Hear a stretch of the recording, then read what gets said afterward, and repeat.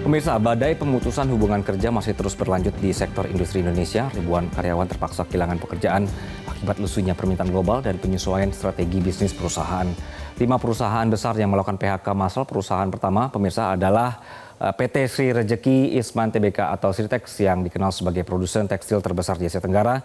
Perusahaan yang berbasis di Sukoharjo, Jawa Tengah ini memproduksi benang, kain, dan pakaian jadi termasuk seragam militer untuk pasar ekspor.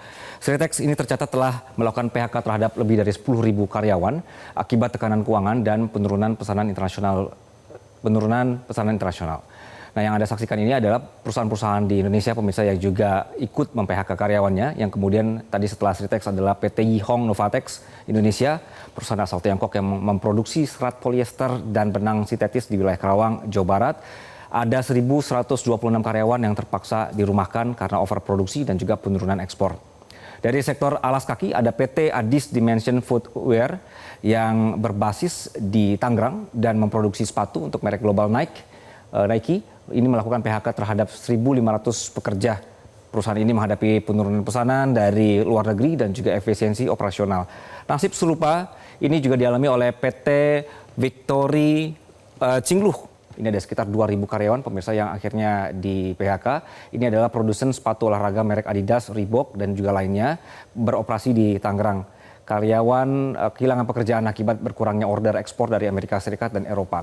Sementara itu dari sektor garment ada PT Danbi Internasional. Pemirsa, ada sekitar 2.000 karyawan yang kemudian di PHK.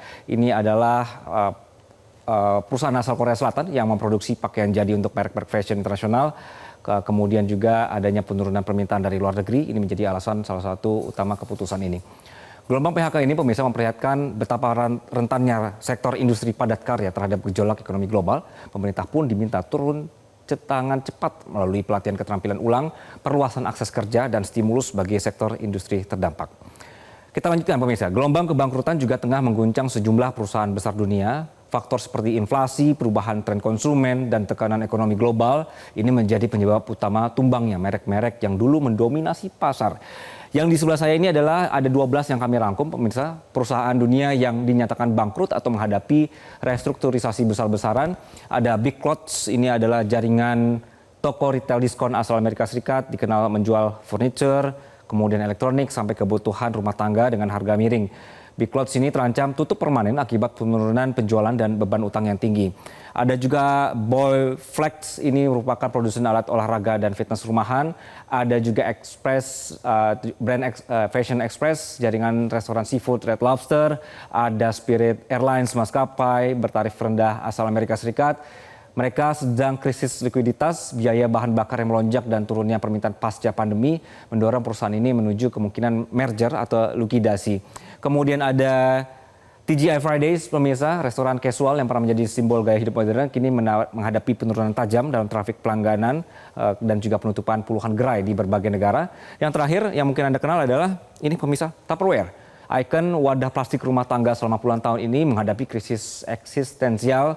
Gagal beradaptasi dengan strategi digital dan kebiasaan konsumen modern membuat perusahaan ini kemudian kesulitan keuangan dan dijual ke firma ekuitas swasta untuk menjaga operasional.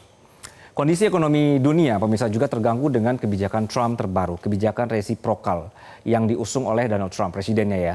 Khususnya dalam bidang perdagangan internasional memiliki berbagai dampak signifikan, baik bagi Amerika sendiri maupun negara-negara mitra dagangnya.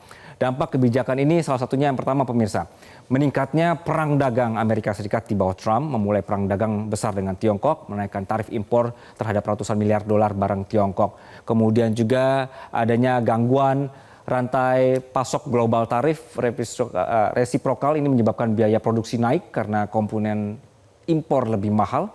Banyak perusahaan mengalihkan pabrik atau mencari pasokan alternatif yang memicu ketidakstabilan pasokan. Poin yang ketiga, pemirsa, kemudian tekanan pada petani dan industri domestik. Negara seperti Tiongkok ini kemudian membalas dengan membatasi impor produk pertanian dari Amerika. Banyak petani Amerika yang merugi dan pemerintah Amerika juga harus memberikan subsidi miliaran dolar sebagai kompensasi. Poin keempat juga, dampak dari Trump ini adalah mendorong proteksionisme global. Kebijakan ini memberi contoh bagi negara lain untuk menerapkan hal yang sama, membatasi perdagangan bebas. Organisasi seperti WTO kemudian menghadapi tantangan lebih besar untuk mempertahankan sistem perdagangan multilateral. Dampak yang kelima, pemirsa, efek campuran terhadap ekonomi Amerika Serikat dalam jangka pendek. Beberapa industri dalam negeri, misalnya baja, ini merasa dilindungi, namun konsumen membayar lebih mahal dan beberapa perusahaan menderita karena ekspor mereka dibalas tarif tinggi oleh negara lain. Jadi pemirsa, dalam upaya menjaga pertumbuhan ekonomi nasional dan meningkatkan kesejahteraan masyarakat dan banyaknya hal-hal di luar negeri atau global yang mempengaruhi ekonomi kita, kemudian pemerintah meluncurkan berbagai inisiatif strategis lintas sektor, mulai dari program sosial, reformasi perpajakan, hingga investasi jangka panjang. Yang pertama adalah kita sering sekali mendengarnya, MBG, makan bergizi gratis. Nah, program ini menyasar anak-anak sekolah dan ibu hamil di seluruh Indonesia. Tujuannya mencegah stunting, meningkatkan kecerdasan generasi mendatang, dan sekaligus mendorong sektor pertanian lokal sebagai penyedia bahan pangan. Jadi pemerintah juga membentuk dana abadi negara bernama Danantara Indonesia dengan modal awal lebih dari 900 miliar dolar. Dana ini digunakan untuk investasi di sektor strategis seperti energi, pangan, dan teknologi kecerdasan buatan sebagai cadangan ekonomi jangka panjang. Nah, kemudian pemirsa, bagi pelaku usaha mikro dan kecil yang terdampak ekonomi global, pemerintah kemudian mengeluarkan kebijakan penghapusan utang kredit macet sampai di angka 500 juta rupiah per debitur yang akan dibebaskan selama 6 bulan sebagai bentuk relaksasi dan stimulus usaha. Inisiatif selanjutnya dari pemerintah adalah akselerasi hilirisasi industri. Pemerintah mendorong pengolahan bahan mentah dalam negeri menjadi produk setengah jadi atau jadi.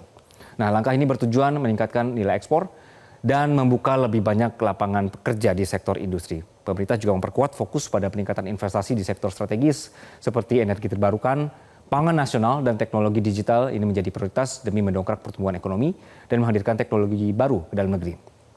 Dan terakhir, pemirsa, di 1 Januari, pemerintah juga resmi menaikkan tarif pajak pertambahan nilai dari 11% menjadi 12%. Kebijakan ini bertujuan meningkatkan pendapatan negara untuk membiayai program-program prioritas nasional.